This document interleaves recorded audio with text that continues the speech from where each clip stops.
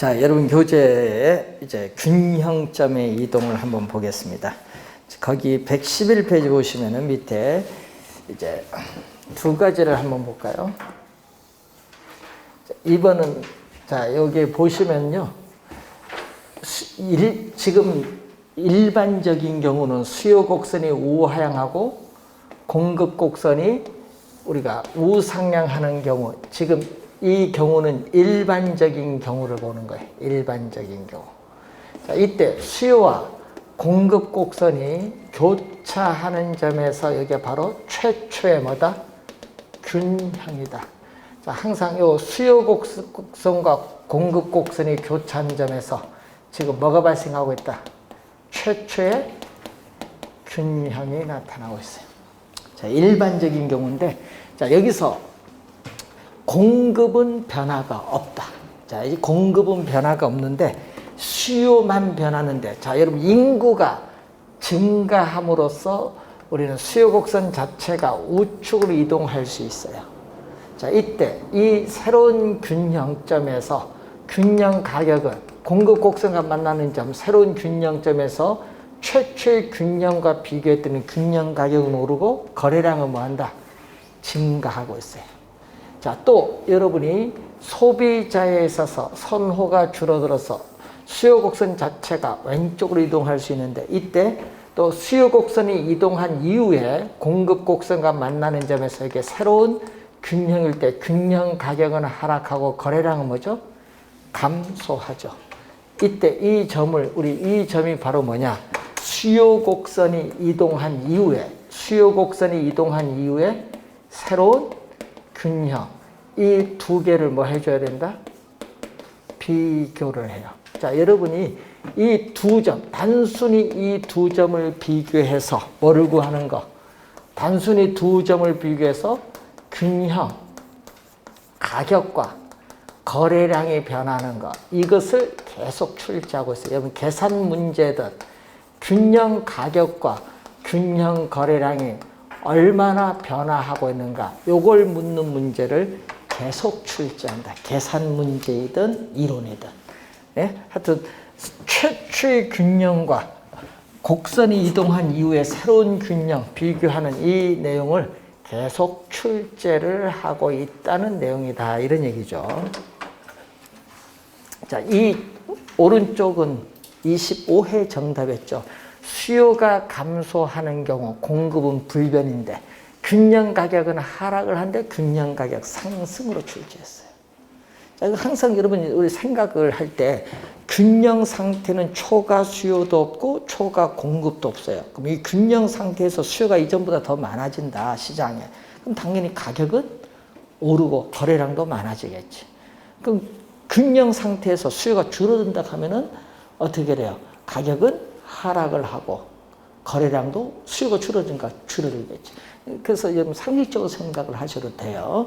원리인데, 자, 그러면 이번은 수요가 변화가 없어요. 자, 수요 곡선, 공급 곡선이 주어진 요 최초의 균형 상태에서 이번은 뭐가 변화가 없냐 하면은 수요가 변화가 없다. 자, 수요 공급이 주어진 이 최초에서 이번은 수요 곡선은 변화가 없는데 공급이 변한다.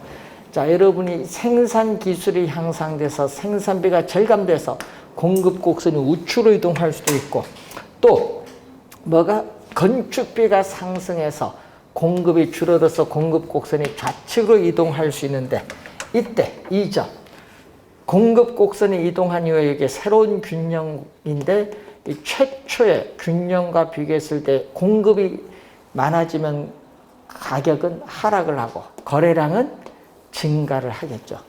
최초의 균형에서 공급이 더 많아지면, 공급이 줄어들면 가격은 뭐죠? 최초의 균형 상태에서 공급이 줄어들면 가격은 상승하고 거래량은 감소합니다.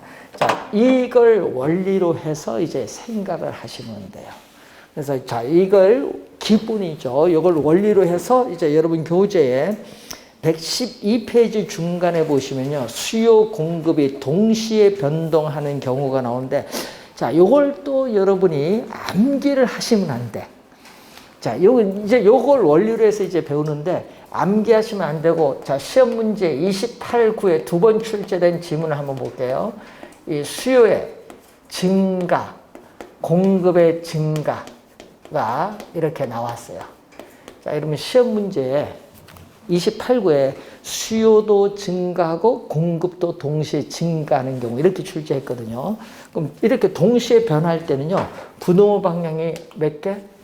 3개예요. 뭐 이렇게 되는 경우이고, 또 뭐 하는 경우?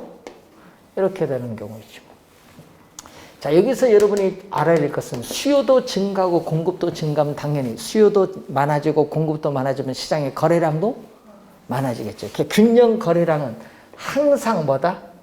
균형 거래량은 항상 뭐? 증가해. 세 가지 경우 관계없이, 세 가지 경우 관계없이 균형 거래량은 항상 증가한다. 요거 28회 시험에 나왔어.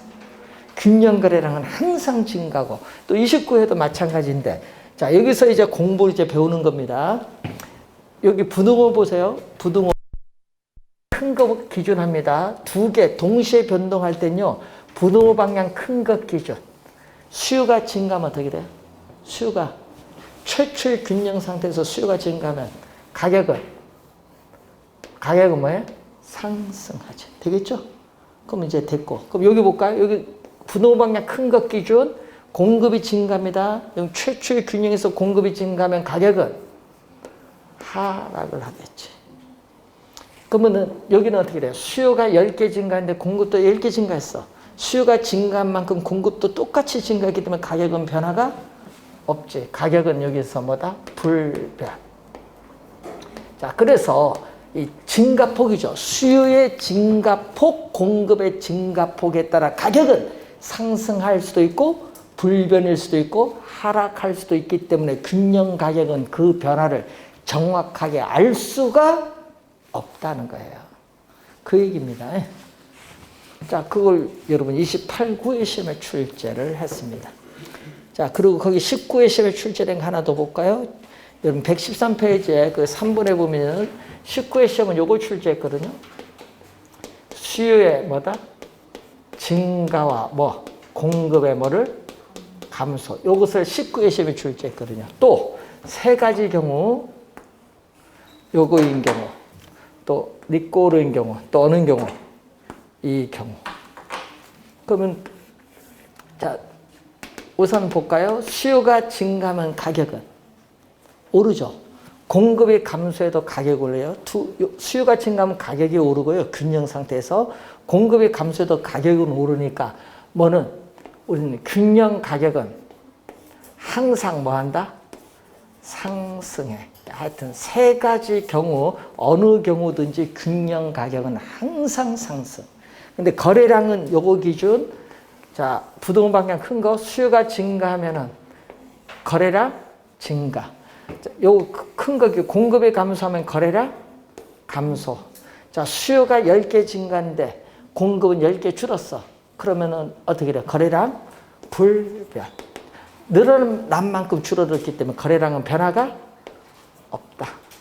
그래서 여러분 균형 거래량은 증가할 수도 있고 불변일 수도 있고 어떻게 돼? 감소할 수도 있기 때문에 균형 거래량은 그 변화를 알 수가 없다. 이게 19회 시험 정답. 그러니까 여러분이 원리를 하는데 이 원리를 기본적으로 알고 그 다음에 응용하시면 돼요. 자, 판단되겠죠? 그래서 이것을 여러분 실제 그래프를 그려보시면서 연습하면 더 좋고 빨리 답을 찾아내는 방법입니다.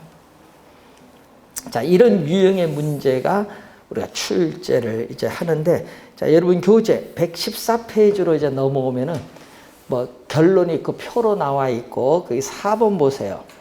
밑에 4번, 5번, 6번이 나오는데, 여러분 4번, 114페이지 밑에 4번, 115페이지 5, 6번이 나와요. 요 세 개에서 또 원래 중요해요. 이 균형점 이동이잖아요. 그 균형점 이동 중에서도 4, 5, 6번에서 원래 정답 지문을 물을 가능성이 높다. 30회 시험에도요, 4번에서 정답 지문 물었거든요.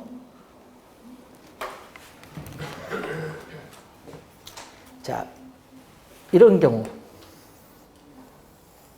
수요 곡선이 뭐죠? 수직선이 뭐다? 완전 비탄력적인 경우. 자, 완전 비탄력적인 경우. 자, 여러분 수직선, 수평선. 여러분 지금 여기서는 우하향, 우상향 하는 건 일반적인 경우. 지금 수직선, 수평선은 예외입니다. 예외가 또 시험에 우리 이렇게 딱 나오잖아요. 완전 비탄력적인 무슨 경우? 수직선. 완전 비탄력적인 수직선인 경우는 수요량도 고정됐고 공급량도 고정됐다는 그런 내용이에요. 여기 최초의 균형. 자, 최초의 균형이 주어진 상태에서 자, 공급이 증가하면 공급 곡선이 우축으로 이동을 하는데 이때 공급이 좀 최초의 균형에서 공급이 많아지면 당연히 가격은 최초의 균형에서 공급이 많아지면 가격은 하락을 하는데 수요량 자체가 고정됐기 때문에 균형 거래량은 변화가 없다. 예? 수요량은 고정됐기 때문에 균형 거래량은 어떻게 돼요? 공급이 증가해도 변화가 없다. 수직선일 때는요, 균형 거래량은 고정되어 있기 때문에 불변. 자, 여기서도 뭐가? 수요가 증가하면 어떻게 돼요? 수요가 증가하면 균형 상태에서 수요가 많아지면 가격은 상승하지만 또 공급량이 고정됐기 때문에 균형 거래량은 또 뭐다? 불변.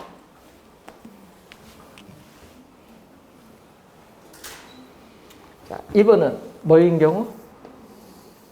수평선인 경우.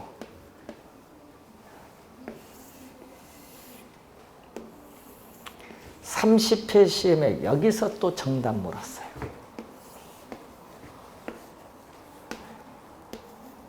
자, 30회 시험에 여기서 정답 물었는데, 자, 한번 볼까요? 이번은 완전 탄력적. 자, 완전 탄력적인 수평선이다. 완전 탄력적인 수평선일 때, 자,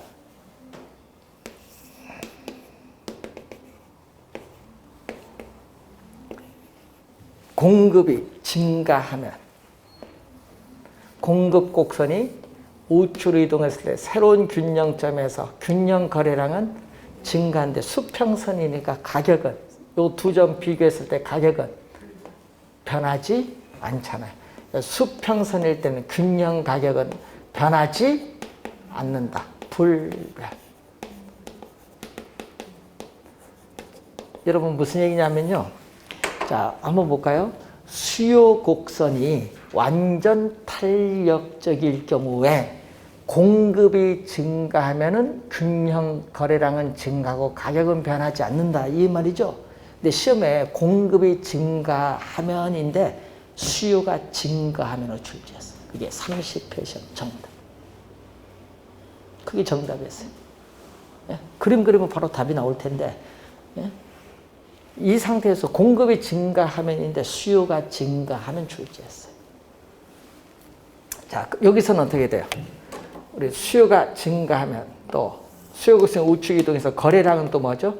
증가하지만 가격은 변하지 않는다. 요거는 23회 시험의 정답. 23회 시험은 여기서 정답. 여기 30회는 여기서 정답. 수직선, 수평선 시험 지문에 많이 묻습니다. 그래서 여러분이 이건 예외적인 경우, 수직선, 수평선은 예외적인 경우 시험에 자주 출제가 되는 부분이고 또 출제 요원들은 여러분들에게 많이 헷갈리시는 부분인가 봐요. 5번, 6번, 115페이지 5번, 6번인데 최근 시험은 그 5번에 1번 있죠. 수요가 증가할 경우 여기를 시험에 출제원들 제일 많이 내는 것 같아요. 보니까 많이 출제됐죠. 자, 여러분 그 그림을 하나 그려드릴게요. 거기 시험에 많이 나오는 거니까. 자, 여기 공급 곡선이 이렇게 주어졌어요. 공급 곡선이 기울기가 급하면 공급 곡선의 기울기가 급하면 비탄력적. 공급 곡선의 기울기가 완만하면 탄력적. 자, 수요 곡선이 이렇게 주어진 상태.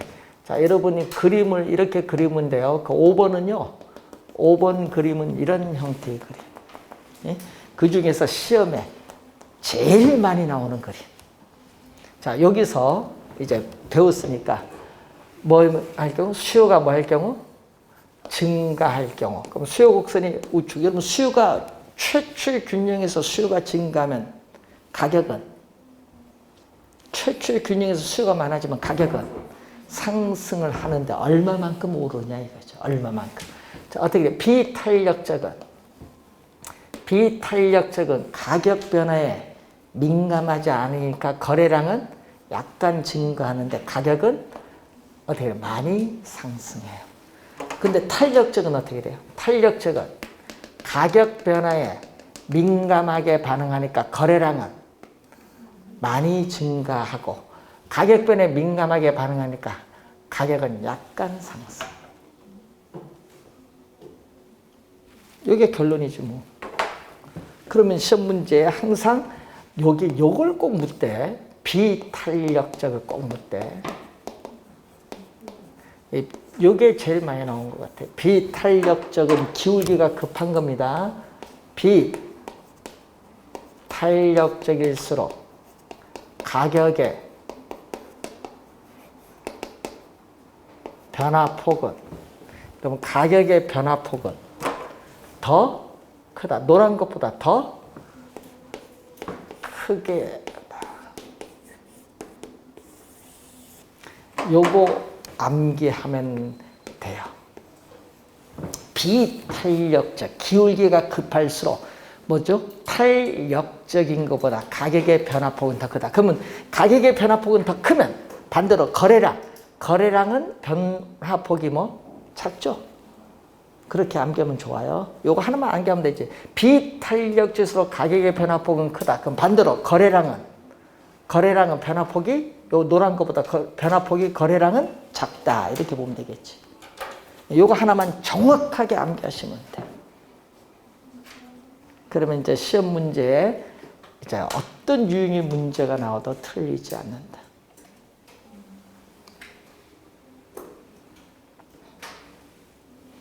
자, 5번에서 이게 제일 많이 나오는 거.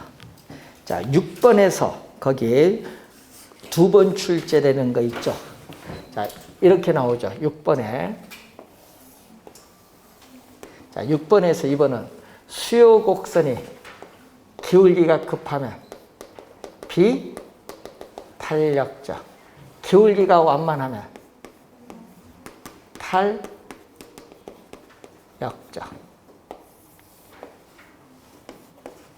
또 여기 최초의 균형. 공급이 증가한다. 시험에 이렇게 내거든요. 기술 개발로 인해서 공급이 증가할 경우 이렇게 나오거든요. 그럼 기술 개발로 인해서 공급이 증가할 경우 공급 곡선은 우측으로 가죠. 그러면 비탄력적은 가격 하락폭이 크고 거래량 증가폭. 가격 변에 민감하게 반응하지 않으니까 증가폭은 작죠. 자, 그런데 뭐는 탄력적은 어떻게 돼? 탄력적은 가격 변에 민감하게 반응하니까 증가폭은 거래량 증가폭은 큰데 가격 하락폭은 민감하게 반응하기 때문에 낮게 이렇게 하락을 합니다. 자, 마찬가지죠. 비탄력적일수록 가격의 변화폭은 요거 파란 것보다 크죠. 크고 거래량은 요건 작다. 그래서 거래량은요 요거에 반대로 가면 돼요. 요거 하나만 정확하게 기억을 해 두시면 되는데, 자, 시험 문제에 요 2개 중에 요 왼쪽이 제일 출제원들은 요거 좋아하는가 봐. 있죠. 요것보다는 있죠. 자, 우선 그래프 2개를 그려드렸어요. 나머지는 똑같아요. 똑같은 형태로 그리면 돼서 수요가 감소할 경우, 공급이 감소할 경우 그려보시면은 이제 되는 겁니다.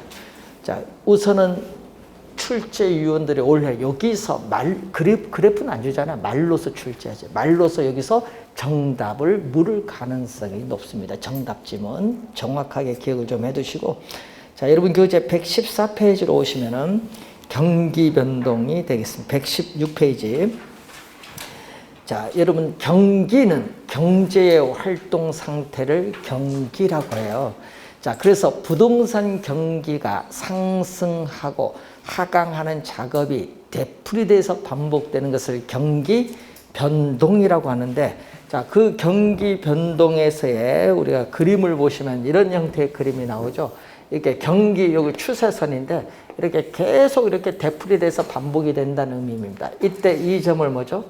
경기가 가장 이 점을 정점. 경기의 뭐죠? 바닥인 요거 뭐죠? 저점. 그러면 이때 정점과 저점 사이의 이 길이를 경기 변동에 뭐라고 하냐면 진포. 이때 또 요 정점과 정점 사이의 이 한 사이클, 정점과 정점 사이의 한 사이클을 뭐라고 한다? 주기. 그래서 주기, 진폭, 정점, 저점을 알아두시면 되겠죠. 되풀이돼서 이렇게 반복이 된다는 내용입니다. 자, 117페이지 보시면은 경기의 측정 지표가 나오는데, 자, 부동산 경기를 측정하는 지표를 보시면요. 우선은 실물 변수적 측면에서의 건축량이나 거래량이 중요하죠. 실물 변수 측면에서는. 자, 이때 이 실물 변수의 공급 측면에서의 건축량을 보면요. 자, 여러분이 건축 허가량이라든지 건축물의 착공량을 알면은 자료 수집이 용이하거든요. 그래서 쉽게 많이 활용을 하고 있는데, 자, 이 건축량을 가지고 부동산 경기를 파악을 할 때는 항상 시장에서의 미분양 상태에 있는 재고량이 증가하느냐 감소하느냐 유의해서 파악을 해야 된다는 거. 여러분, 건축량은 많아지는데 재고량도 많아지면 경기 좋다고 말할 수는 없죠. 예, 그러니까 그걸 재고량 파악에 항상 주의를 해두시고, 거래량은 뭐죠? 주택 거래량인데 주택 거래량이 많은지 적은지를 또 파악을 해야 되는데, 그래서 여러분 주택 거래량을 측정할 때는 부동산 취득을 해야 되니까 취득세 납부 실적이라든지 부동산 등기소에 또 등기를 해야 되니까 등기 실적을 보면은 거래량이 많은지 적은지를 파악할 수 있다. 거래량은 수요 측면의 지표로서 중요하죠. 그리고 또 부동산 가격이 있어요. 화폐로 표시된 명목 변수로서 부동산 가격인데, 실제 건축량 생산과 무관하게 단지 부동산 가격만 오른다고 해서 경기가 좋다고 말하는 것은 틀린 개념입니다. 자, 요즘 우리 부동산 투기에서 일시적으로 가격이 오를 수도 있고, 또 건축 비용이 상승함으로써 건축물 가격이 오를 수도 있기 때문에 단지 시장에서의 가격만 오른다고 해서 경기가 좋다고 말하는 것은 잘못된 개념이다. 이 세 가지를 3대 지표라고 해. 건축량, 거래량, 부동산 가격, 이 세 가지가 뭐 3대 지표인데 요것 외에 뭐 여러 가지가 있습니다. 그래서 여러분이 한번 간단히 보시고, 요즘 최근에 시험에 정답 지문을 많이 묻는 게 바로 경기 변동의 특징을 많이 묻습니다. 여러분 교재 118페이지 보시면은, 자, 부동산 경기 변동의 특징은 뭐와 차이점을 묻는 거죠? 일반 경기 변동과의 차이점을 묻는 거죠. 자, 여러분 작년에는요, 변동 주기 진폭, 여기서 정답을 또 물었습니다. 29회 시험도 마찬가지지만 변동의 이 주기를 보면요, 부동산 경기 변동은 약 우리가 17년에서 18년 정도 봐요. 예? 영국의 한센의 건축 순환 주기를 보고, 우리 일반 경기 변동은 기업의 설비 투자의 변동이 원이 돼서 나타나는 약 우리가 8년에서 10년 정도 평균을 봐요. 그러다 보니까 부동산 경기 변동의 주기는 일반 경기 변동의 주기보다 약 몇 배? 2배 정도 길게 나타난다는 거죠. 작년에 출제를 했었죠. 동일한 주기로 출제했어요. 여러분, 주기가 동일하다? 작년에 동일한 주기 이렇게 출제했어요. 동일한 주기 21회 시험에도 그렇게 출제했어요. 주기는 동일하지 않죠. 진폭은 어떻게 돼요?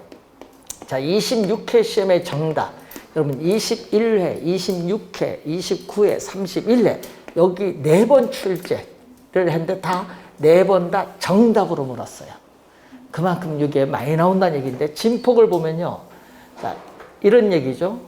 정점과 저점 사이의 이게 진폭인데 일반 경기 변동의 진폭인데 자, 부동산 경기 변동은 호황. 여러분, 이렇게 가격이 올라가는 이 호황, 호경기 국면에서는 가격 상승폭이 크기 때문에 일반 경기보다 정점은 더 높고 불경기에는 가격 하락폭이 더 커요. 일반 경기보다 저점은 더 크게 나타나죠. 그래서 부동산 경기 변동의 진폭은 일반 경기 변동의 진폭보다 크게 나타난다. 이걸 시험 문제 4번 정답으로 물었어요. 4번 다. 26회, 29회, 31회, 21회 4번 다 정답. 변동, 진폭. 시험에 좀 주의를 많이 해야 됩니다. 자, 변동에 우리가 대칭성을 보면 이렇게 가죠. 자, 회복시장, 바닥을 통해서 올라갑니다. 이렇게 올라가는 이런 형태로 올 때, 바닥을 통해서 올라가는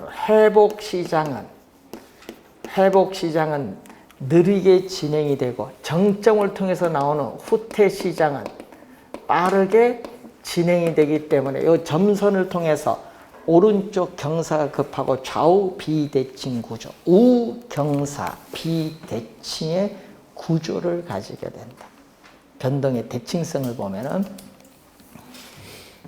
자, 그리고 부동산 경기 변동은 타성 기간이 길다. 자, 여러분 타성 기간은 뭐죠? 부동산 경기가 일반 경기에 뒤지고 있는 시간차인데 우리나라는 평균 약 2년 정도 뒤에 나타나는데 이 타성 기간이 부동산 경기 변동은 길다는 중요한 특징을 또 가지고 있어요. 왜냐하면요, 부동산은 착공에서 완공에 이르는 시간이 오래 걸리기 때문에 그렇습니다. 자, 그리고 부동산 경기는 요즘 보면요, 한 나라 안에서 도시마다 경기 변동의 양상은 달라요. 서울, 대구, 부산, 광주 다 다릅니다. 또 한 도시 내에 서울, 강남, 강북, 강서 경기 변동 양상도 또 달라요. 네? 자, 그런 특징도 가지고 있고 또 부동산 경기는 일반 경기 변동에 비해 일반적으로 시간적으로 뒤지는 경향, 후행하는 경향이 일반적으로 나타나지만 경우에 따라서는 부동산 경기가 일반 경기에 앞서서 선행할 수도 있고 또 병행할 수도 있고 또 부동산 경기와 일반 경기가 반대 방향, 역행할 수도 있고 또 부동산 경기와 일반 경기는 서로 각각 독립적으로 또 나타날 수도 있는 특징도 있어요. 자, 요즘에 보면요, 우리 과거하고 좀 다른 것 같아요. 부동산 경기는 우리 토지 특성 중 부동성이 있다 보니까 국지적인 양상이에요. 그런데 이 국지적 양상이 전국적으로 부동산 경기 붐이 발생하면요, 광역적, 전국적으로 빠르게 확산되는 경향이 나타납니다. 요즘 보면은.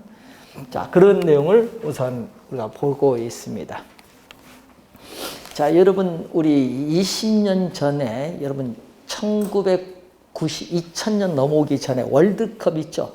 월드컵인데 2002년입니다. 하여튼 2000년 이전에는요, 여러분이 학교에 무슨 모임들 가시면요, 식사하시면서 얘기가, 어느 학교 선생 뭐고 뭐 해서 이상한 얘기를 하는데 2000년 넘어가서 이제 모이면요, 그런 얘기 없어. 학부 모임 가면 다 무슨 얘기? 부동산 얘기만 해. 바뀌는 거예요. 2000년부터 트렌드가 바뀌고 있어요. 부동산 시장. 그것이 어떻게 돼요? 이제 가끔 더 관심을 많이 가시면은 이제 뉴스에 나오는 거죠. 뭐 투기니 뭐니. 이번에도 마찬가지지만. 자, 그런데 문제는 이 부동산 경기가 이렇게 계속 반복이 되는 이런 변동은 순환적인 경기 변동인데 이 순환적인 경기 변동은 4개의 순환 국면으로 일반적으로 나타나죠. 회복시장, 일반 경기의 황에 대응하는 상향시장, 후퇴시장, 일반 경기의 불황에 대응하는 하향시장, 이렇게 4가지 국면으로 일반적으로 나타나요. 자, 이때 하향시장은 후퇴시장이 지속적으로 하강을 하는 국면의 시장인데 부동산 거래는 거의 일어나지 않아요. 거래는 극히 저조합니다. 부동산 가격이 그래서 지속적으로 하락하고요. 여기는 공실률은 최대, 건축 허가 신청 건수는 최소가 돼요. 그리고 이 과거, 여러분 주의해야 돼요. 과거의 거래 사례 가격은 현재 보면 위에 있으니까 뭐죠? 상한선이 된다. 그리고 여기는 가격이 하락을 하기 때문에 매도자는 빨리 팔려고 하는데 매수자는 거래를 뒤로 미루려고 했기 때문에 이 매수자가 중시되는 시장이 형성이 된다. 자, 매수자 중시, 매도자 중시. 과거의 거래 사례 가격, 현재 새로운 거래 사례 뭐냐? 이게 시험에 정답으로 많이 묻습니다. 자, 그리고 이제 바닥을 통해서 올라가면은 부동산 우리가 거래가 서서히 활기를 띠기 시작하는 회복시장으로 접어듭니다.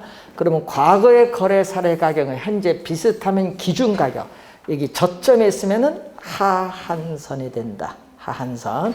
그리고 회복시장은 가격이 서서히 오르기 때문에 부동산에 대한 투기적 요소가 개입되기 쉬운 국면의 시장으로서 공실률은 점점 감소하고 건축허가 신청 건수는 증가하는 국면의 시장입니다.